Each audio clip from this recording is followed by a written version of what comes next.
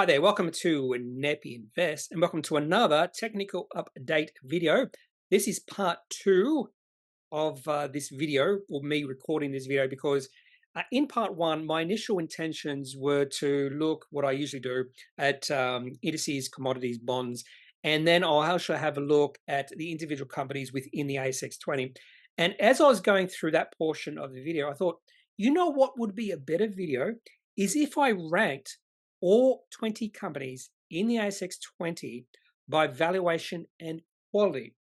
And that's what I've decided. So I've scupped that particular video, and now I'm recording another technical update video. And what I'll do now in this particular video, apart from looking at indices, commodities, bonds, is I'll have a look at one of the scans I do every single day, or at the end of every single trading day, and that is looking at companies that are whose share price are at a 3-month high. I haven't had a look at it just yet, but so I'm not sure what companies would be on that list, but that is what I plan to do for the individual company portion of this video. But all these technical updates video starts with indices. So let's have a look at the indices, starting with the XJO weekly chart.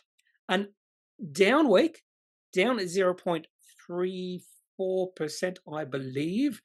A fairly interesting week because the XJO and the other Australian indices were up Monday, down Tuesday, Wednesday, fairly big on Wednesday, about 1.3%, down against Thursday, and then rallied nicely on the Friday, up 0.96%. And the really interesting thing about not only the Australian markets, but also the American markets, were the really extreme rallies we saw in the last 30 minutes to 1 hour of trading. We saw that with the XJO, the XSO, XAO, and maybe even the XSO. So let's have a look at the 1 minute chart. And we did see a nice little rally on the XJO, sorry. In fact, we went from being up about 0.5% to almost being up 1% because of this last hour of trading. I'm not sure what caused it. And what intrigues me is we also saw it on the American markets. So I'll show you the American markets in a second or so. But we did have a good last day, which means we were knocked down big for the week. Now, overall, no reason to be bearish or bullish when it comes to the Australian markets.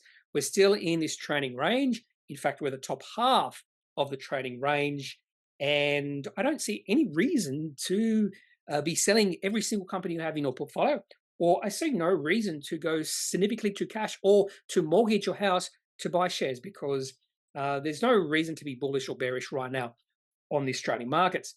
Now, let's have a look at what shall we have a look at next? XSO. I think XSO was up. So this was a good week for the small caps, up a little bit compared to the overall market, which was down. So the XSO was actually up 0.4%. Now, overall, the small caps in the Australian market have been weak for the past 20 plus years. And the reason I say that is the record level for the small ordinaries, or the XSO, was 2007 at 4,200. And right now, the XSO is only 3,022. So we are still well off the record highs for the XSO, while we are record highs or near record highs for the XJO, XAO, which means the bigger companies on the ASX have done better than the small caps. I'm still more interested in small caps, particularly if you can discern the better small caps from the worst small caps. And I think one of the reasons why my small cap portfolio has done well is because exactly that. I tend to focus on profitable, growing small cap companies. And a lot of the story stocks on the ASX have been hit hard over the past few years. Anyway, let's go on to the American markets. So Nasdaq was flat. And this is really interesting because typically when I wake up on a morning, I look at the performance of the American markets. And typically I wake up about 5 a.m. in the morning. And at 5 a.m. in the morning, the Nasdaq was down 0.7% or something like that. Maybe it was even more than that. And then I take the dogs for a walk. And I was a little bit surprised, bemused, confused even, when I saw the Nasdaq was flat, because there was only about 30 minutes to an hour of trading left of the day when I took or started taking the dogs for a walk. And then I had a look at the Dow Jones. That was up 1.5%. And when I took the dogs for the walk, the Dow Jones was up maybe 0.5%. So it just seemed like there was a massive rally in the American markets in the last hour of trading. And hell, there was a massive rally in the American markets in the last 30 minutes of trading. So let's have a look at the Dow Jones first. And we'll have a look at the 1 minute chart. And we can just see a massive, massive increase in the Dow Jones in the last 20 minutes of trading. In fact, actually not most, that's probably wrong. I'd say a lot of the gains we did see in the Dow Jones was in the last 20 minutes. Now, the rally really started about 2:30 a.m. local time, but it didn't really get going until that last 20 minutes. I'm not sure what happened. This was the last trading day of the month. It could have something to do with that. Now, just a little bit, I'm not skeptical. What's the word? That we saw the Australian markets perform in the last hour, and we also saw this happen in the American markets. So I just think there might be something happening behind the scenes why there was a significant rally in the last hour, because it is the last trading day of the month, and we saw it happen in at least two markets. Now, the Nasdaq started with an hour left. So this is the Nasdaq 1 minute chart. So going sideways for about 2 hours, and then it really took off just after 5 a.m. local time, and the Nasdaq went from being down significantly to being almost up for the day. So let's have a look at the Russell 2000. I actually haven't had a look at the Russell 2000. Yeah, the Russell 2000 took off in the last 15 minutes, and I suppose this S&P 500 will be somewhere in the between. Yeah, it took off in the last 15 minutes as well. So something happened, particularly in the last 15 minutes of trading. Otherwise, if we take a look at the daily charts for the Nasdaq, this is a really bullish one-day candlestick. What's the opposite of a Gravestone Doji? So a Gravestone Doji is a complete opposite of this, where this sort of candlestick, there probably is a name for it, where the high of the day is close to the top of the day. The high of the day is close to the close of the day, while there's a really good buying coming through the day. That's why you have this long shadow below the main body. Now, the Gravestone Doji, I probably got it right here. Yeah, there it is. Because I actually did research this the other day. So Gravestone Doji is the complete opposite of this. If we have a look at images, let's have a look at images. What's a good, here this is actually a good one. So Dragonfly Doji. So what we have seen on the Nasdaq is more like a Dragonfly Doji. Gravestone Doji is a complete opposite. Here is a higher or better. There it is. Zoom in on that, I suppose. Yeah, so we saw a Dragonfly Doji, and that I would assume is fairly bullish sign. The Gravestone Doji, I believe, is fairly bearish. It's really interesting, as I'm doing more research in these one-day candlestick patterns, I am seeing evidence upon evidence. Now, that does not mean the Nasdaq will go higher when we see trading on Monday, but that's probably a good sign that we will, because when you just see a lot of buying pressure, it pushes the prices up of all these individual companies in the Nasdaq 100, and that could continue into Monday. But who knows what's going to happen? We could see a black swan event happen in the next 24 hours or the next 36 hours, 48 hours or so, or 36 hours, yeah. And that could see weakness in the Nasdaq. But overall, daily chart looks brilliant for Nasdaq. No reasons to be concerned, just off the all-time high. Dow Jones had a weak lead up to Friday. In fact, it was down about 6 days in a row. And then all of a sudden, it was up on Friday by 1.5%. So maybe this little bit of weakness in the Dow Jones has come to an end. And this one-day candlestick for the Dow Jones is fairly bullish as well. That's sort of where we see the open of the day is near the close, or the open of the day is near the low of the day, while the close of the day is near the high of the day. That is a bullish one-day candlestick. There's probably a name for that as well.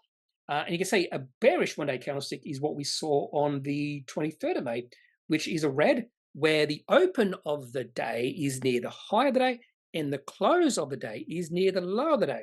So we continue selling pressure on Friday on the Dow Jones, continual buying pressure, particularly in the last 15 minutes of trading. I'll have a quick look at the DAX. Still looking pretty good. The FTSE, nice little dip, and then a really good two-day performance on the FTSE. So a really nice buy the dip chart there. Hang Seng 500. Oh, that looks like it could be turning. Sentiment and the trend could be turning in the Hang Seng. Connect 500. And then I suppose we'll finish with the Nikkei. And that has been bullish.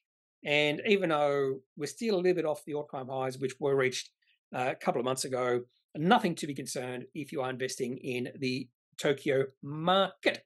Okay, so that's all I got when it comes to the indices. Really interesting day on the Friday, particularly that end of trading in the last hour. In fact, let's have a look at the DAX. Did we see similar buying and selling in the DAX in the last minute?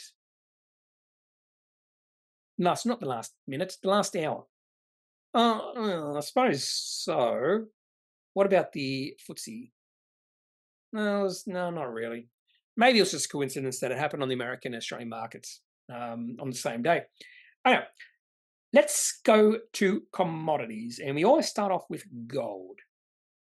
Not the 1 minute chart. Well, the 1 minute chart, maybe if you're short-term trading gold, ooh, does look interesting there. Maybe a turnaround in sentiment in the short term. Let's focus more on the daily and the weekly charts for commodities. I'm not concerned about gold at all. We have seen it pull back from the all-time highs, which were reached a few weeks ago, 2,440. But this is just maybe a little bit of a buy the dip situation. It's moved into a support level, which has a shorter term moving average channel. We saw it run up after it hit it last time. So, and we also saw it get to a new high as well. So no concerns at all. If it fell below 2,280, which were the previous lows, I would become a little bit more bearish and maybe a little bit more concerned about gold moving forward. And maybe if that did happen, gold would pull all the way back to the support level, which is 2,080. Do notice uranium is down. They must have had a pretty bad week, uranium. Let's have a look at the weekly chart. So uranium down, well, 3% for the week. So still not bearish, but keeping an eye on uranium because a couple of, I think it was not a couple, one company, Boss Energy, went down a fair bit during the week because, was it directors sold some shares and market doesn't like that. So that's Boss Energy down a fair bit, down 13% in the week. And you could say just by looking at this weekly chart that it's in a support area as well. But I haven't done much research in differentiating between the different uranium companies on the ASX. But I did hear something interesting the other day, that if you look at the resource and estimates of Paladin versus Boss Energy, Paladin is much better value. Not sure if that's true. That is just one thing I have heard. Otherwise, copper down. It's had a negative 2-week period, down about 5.7% last week, 5.9% in fact, down a further 3.2% last week. Now, this is not a concern when you look at the weekly chart. Daily chart might be a little bit different. No, not necessarily so, because we saw a really good run up in copper. It's just now moved into the short-term moving average channel. If I see, and if we continue to see copper drop from here, that would and could be a little bit concerning. But I really hope we start to see either copper prices go sideways from here, see a bit of a floor, bit of a consolidation period, or we start to see copper prices rally again. Nickel down a little bit.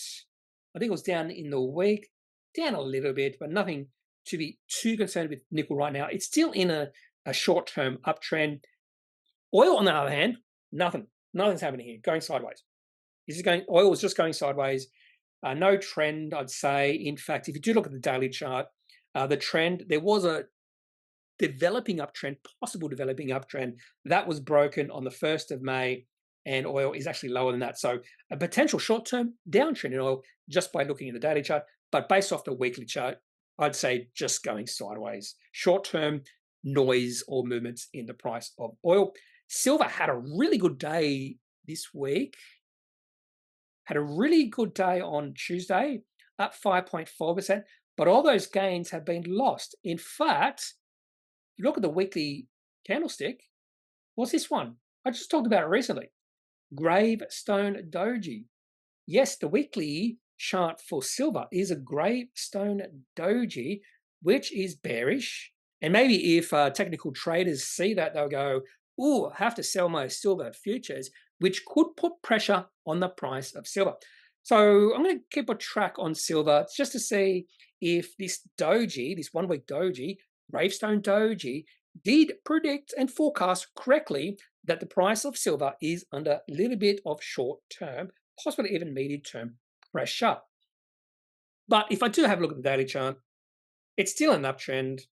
No concerns at this point in time when it comes to silver. It's just that 1 week doji, Gravestone Doji. Just sounds negative, doesn't it? Let's have a look at coal. If I had to choose one commodity that I'm intrigued about right now, it's probably coal. Just this chart intrigues me. I think the downtrend has come to an end. The floor has been reached. And it does look like coal wants to start moving into an uptrend. And then I had a look at yen coal. This chart's starting to look interesting. Looks like it wants to move into an uptrend. Whitehaven coal, maybe not. It still looks like it's going sideways, but I can see if share price does try to rally from here, it could be moving to an uptrend. If we didn't see this little peak in share price back in January, I would be more interested in Whitehaven. And the other one is New Hope. Does New Hope look any good? Not yet. No, this probably looks the weakest out of the three. So definitely Yancoal looks really good. Look at that. Look at this. There's a Gravestone Doji there on the 22nd of May. And it did lead to weakness in the share price. Interesting. Look at this one here. That's not quite a Dragonfly Doji here on the 21st of Feb, but it's close.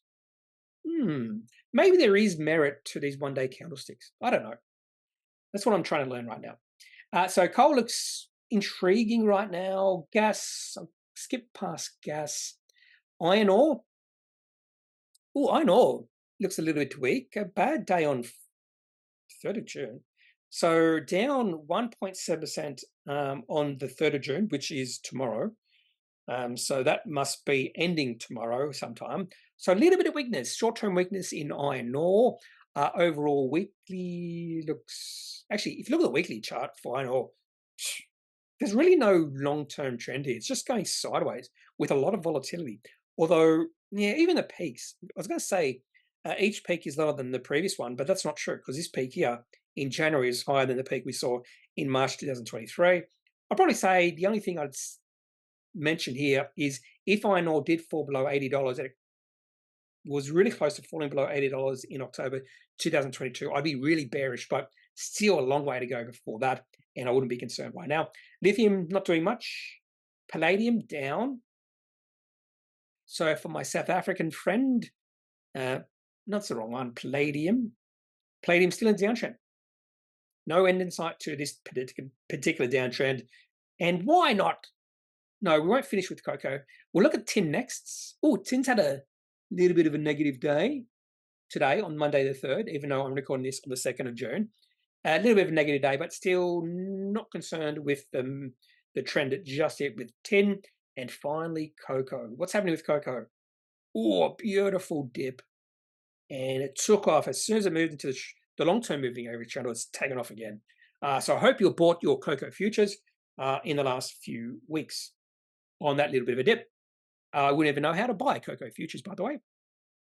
I have never bought futures at all in my life. Okay, so that's some commodities. Now let's have a look at Bitcoin and Ethereum. Bitcoin, not too much. Not too much. It's consolidation period. In fact, I'd say maybe this is trading in a range. In fact, I'm going to do that right now. I'm going to put lines. The bottom of the range is sort of like there. The top of the range is sort of like, say, about there. It's not exact, but it's sort of like that. And I'd say, yeah, Bitcoin's trading in this range between about 60,000 or so and 75,000, we'll say. And right now, it's sort of right in the middle of that range. It's 67,800 as well. Now, this is sort of like a breather. So Bitcoin went on a beautiful run over about a 5-month period. Went from 26,000 up to 70,000 plus. So it's really healthy when anything goes on a run like Bitcoin has gone on, that it takes a breather and goes sideways, consolidates. So this is just telling me there's not enough pressure, not enough supply of Bitcoin on the market for it to fall significantly. And Ethereum, someone did tell me, Ethereum had this really good day on the 20th of May because something with an ETF, but this is actually really good. So whenever you see something rally like this, 19% in one day, you don't see much, you don't see a decrease in the price. That's a sign that demand is at least covering all the supply, because no matter what goes up by 20% in one day. There will be selling pressure. There will be those who want to take profits. So there would have been a bit of selling pressure on Ethereum, but there was enough demand to meet that selling or increase in selling. And the very fact that Ethereum prices have gone up a little bit is actually fairly bullish. So this is actually a bullish looking chart, a little bit more bullish than Bitcoin. And finally, bonds. 30-year bonds still in an uptrend. Let's have a look at the monthly chart for bonds. I haven't looked at this for a while.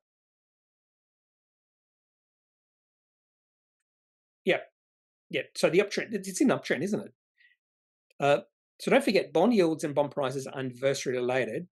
So if you see bond yields going down like this, bond prices will be the complete opposite, going up. And that's why they said there was a 30-year bond bull market from the 1980s to recently, and that's now reversed. That's come to an end because of this. The bond yields are now starting going up. Bond prices have fallen. I know bond prices have fallen because they are inversely related. There's also a bond ETF called the TLT, and look at the drop in price of this particular ETF. It's gone down in alignment with bond yields going up. So yeah, don't forget, bond yields and bond prices are inversely related. If you don't understand that, just think, should I explain it now? Just think, just imagine you bought many years ago a bond yield or bond that yielded 10%. And then all of a sudden bond yields went up to 20%. And you wanted to sell your bond that yielded 10%. But there's all these people who could buy bonds that yielded 20%. Would they buy your bond for 10%? No. You'd have to induce them to buy your bond. So you'd have to decrease the price to get that inducement. Same thing in the reverse. So that's why bond yields and bond prices are inversely related. Hopefully that made sense.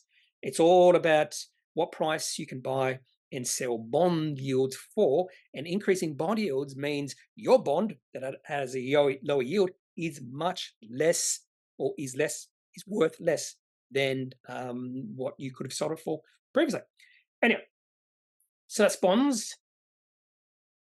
Okay, I think that's all I've got to have for this portion of the video. Now let's go to individual companies, and what I'm going to do is have a look at a screener. I think it's a scan or screener, whatever you want to call it.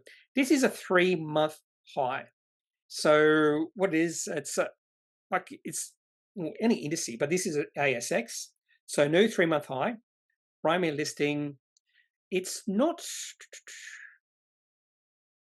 It's within the last. I'm not sure exactly the time. So the new 3-month high, is it just the one day? So does the high have to be reached that day? I'm not sure. So let's start at the top, and I'll rate these by market cap. So the first company on the list is South32. And funny enough, actually, let's look at the daily chart. So, yeah. So I actually am trading South32 right now. And the whole reason I took a position in South32, not only did it come up on this scan, I had a look at the chart and went, this is starting to look like a bullish chart, South32. And it looks pretty good.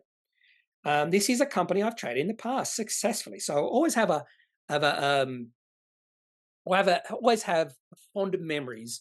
South32 will always bring happy thoughts to my mind because I've successfully traded in the past. Now, if this is an unsuccessful trade, maybe my memories of South32 will diminish. Coming in just behind South32, we have Commodities. This is a company I do own in my quality portfolio, and it did reach an all-time high on Friday with massive volume. Now, this is an absolutely beautiful looking chart. Also, I would probably say Commodities might be severely overvalued, but I could be wrong. And I have no intention of selling my position. I'll go past Altium because that has been taken over. Let's go another company I'm trading, GQG, a nice 2-day rally and a beautiful looking chart. So what I do when I go through this particular scan, there's 122 matches. I might go through every single company, maybe not all. And what I do is, if I do like what I see in a chart, I actually put it onto one of my watch lists, which I then follow every single day. And then a lot of times what I do is I wait for a little bit of pullback, and then I buy into that company. Coming in just behind GQG, we have Telix Pharmaceuticals. Not surprising, this was sort of like a quasi breakout. And I'm thinking maybe I should trade this company as well. But I do have Tilix, just like Promenicus, in my longer term portfolio.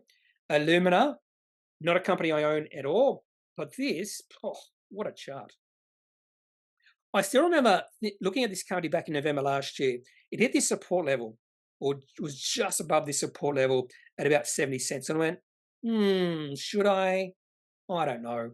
Share price has gone from 70 cents to $1.90 in about 6 months. So I would not call Illumina high quality at all. So you can make money out of non-high quality companies if you do understand technical analysis.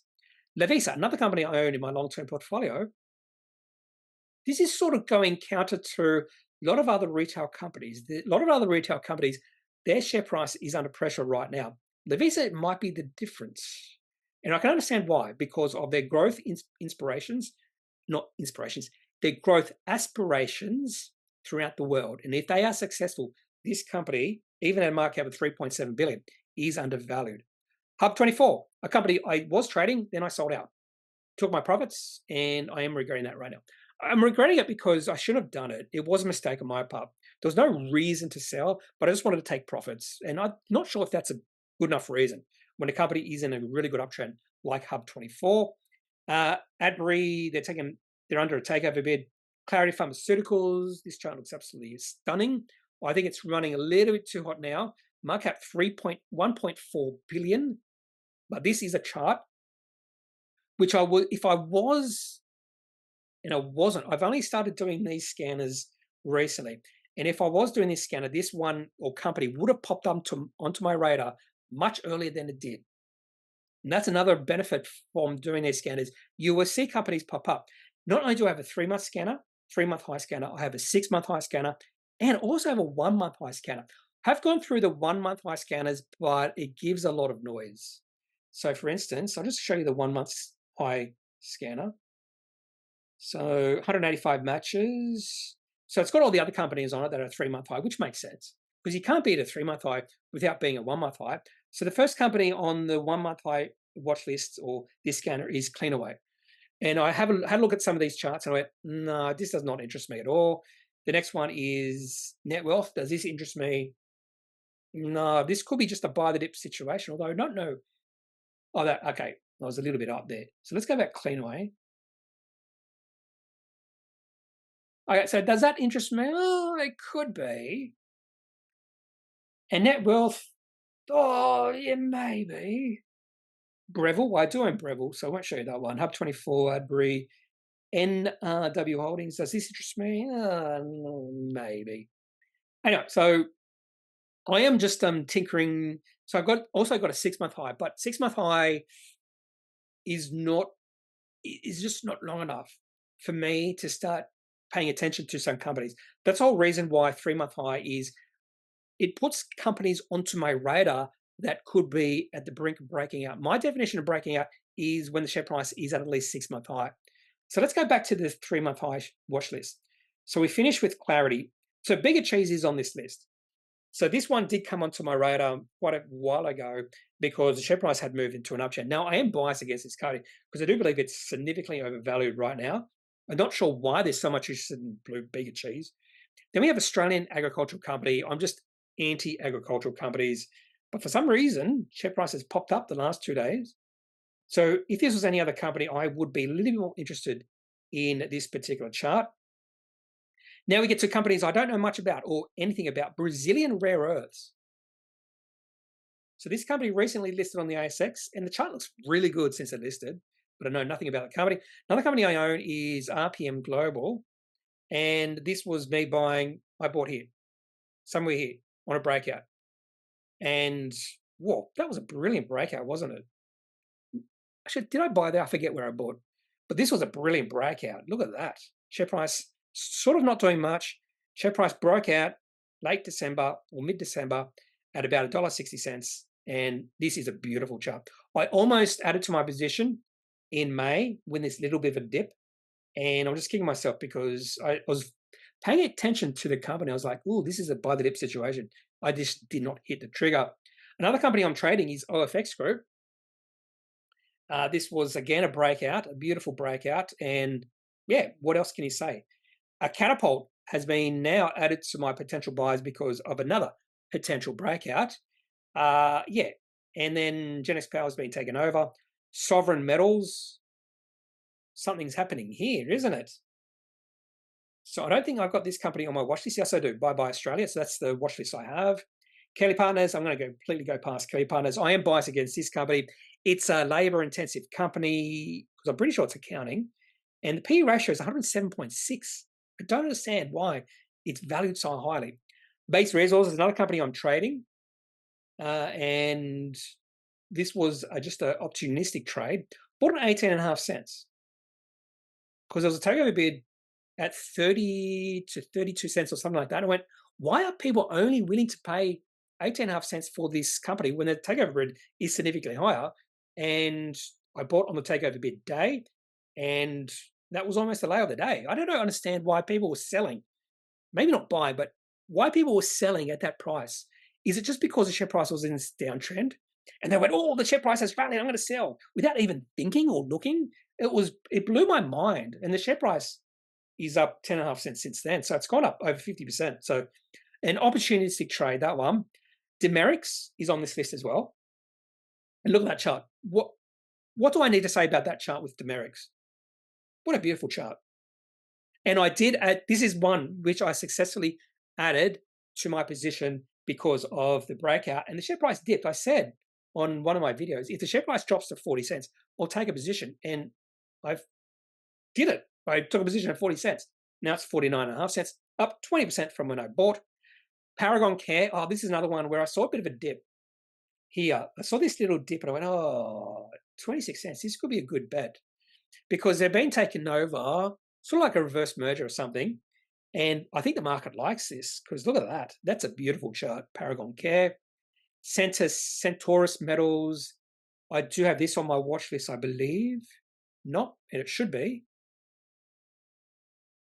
With that, because the chart looks interesting. I'm pretty sure this is nickel in Brazil. Probiotic, Phoenix, which is iron ore. Global Data Center. Now, this is another little breakout. They're selling something in Finbar. Let's have a look. I'm going to go down through these fairly quickly now. And I'm going to tell you if I have interest in this company at all. Let's start with Phoenix because I went past that quickly. Now, let's start with Probiotic. Taken over. No interest. Phoenix. Why is it? Oh, geez. I think, yeah, this is an interesting one. The chart looks really good, but it's iron ore and it's a commodity, so no interest at these prices for Phoenix. Finbar. Meh.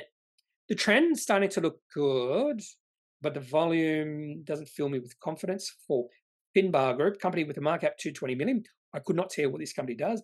Frontier Energy, starting to look good. This is good. You can see the volume, expanding volume. The last few months, that's exactly what you want to see. Frontier Energy.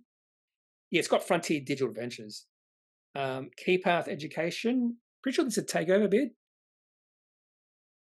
Viva Leisure. No. Environmental Group. Yes, I do have this on my watch list. Yep.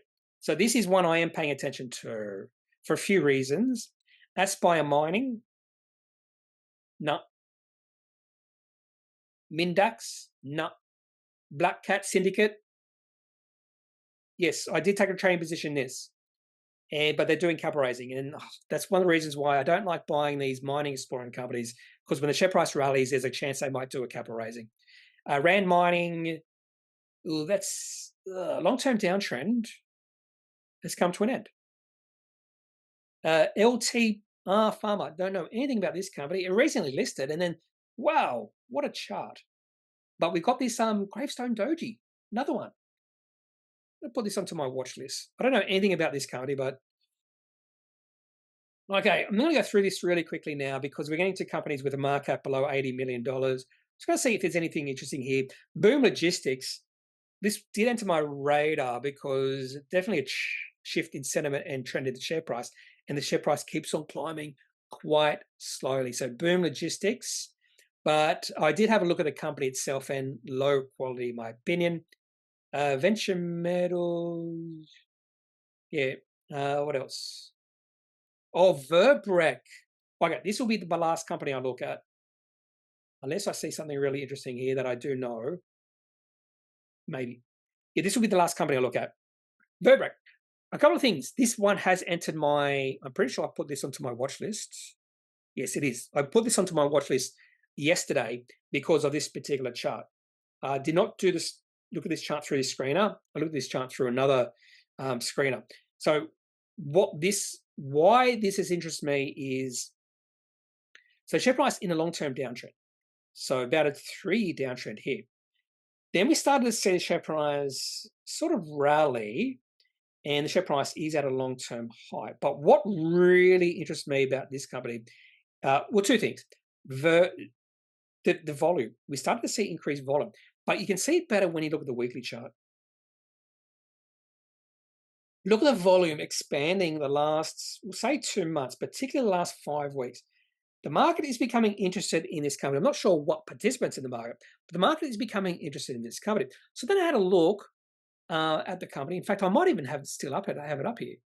Yeah, I do. I still have Verbrec up here. This is me from looking at their most recent investor presentation that they released not that long ago, the 3rd of May. So not that long ago, about a month ago. And I just went, first time I ever researched this company, and the company really intrigued me. So it's an engineering, project training, and mining technology service provider. Now, one of the reasons why they really intrigued me, and this could be just them selling the company, is they do mention electrification and energy. Here is electrification and energy storage. That intrigues me. So I'm going to have to do a little bit more research on this company. And this could be one of those companies that is in this, and they also do infrastructure. So they help mining services or mining companies, also infrastructure companies. And this could be one of those companies that is going to have significant tailwinds with it over the next few years because of electrification and increase in spending infrastructure, upgrading infrastructure, that sort of thing. I had never had a look at this company before. Market cap's only $40 million. The volume really intrigues me. Looks like the share price wants to start moving into an uptrend. So I put Verbrec onto my watch list. There's one other company here, WT Financial Group. So the chart looks pretty ugly. You can see a really good volume coming in the last month or so. You can see this expanding volume. Now, what intrigued me about this company, I had a very close look maybe a few months ago. They have a market cap of 25 million, P ratio of 6. This company is profitable. Maybe not growing, but definitely profitable. And that always interests me when a company has a really low market and they're profitable and a P ratio of 6. So financial services company, that's all I know. But a company that I don't think I've put on my watch list just yet. It's in my small cap profitable watch list, but the chart, one of the things that turned me off against this company is just the chart. Chart looks pretty bad, but you can see increased volume when the share price dipped to about 6 cents. So that is intriguing. And Transmetro Corporation just has no volume. Chart looks pretty good if you completely ignore the volume. By the way, this chart goes back to 2024 and it's a daily chart. So very little volume with that company. And that's what I'm going to talk about. Some other companies appearing on this list that I actually do find interesting. Comms Group released something. Share price has rallied. XRG or X Reality Group released something interesting the other day. Some nice volume coming in. What else do we have here? And most of the rest are really small. Or NanoView.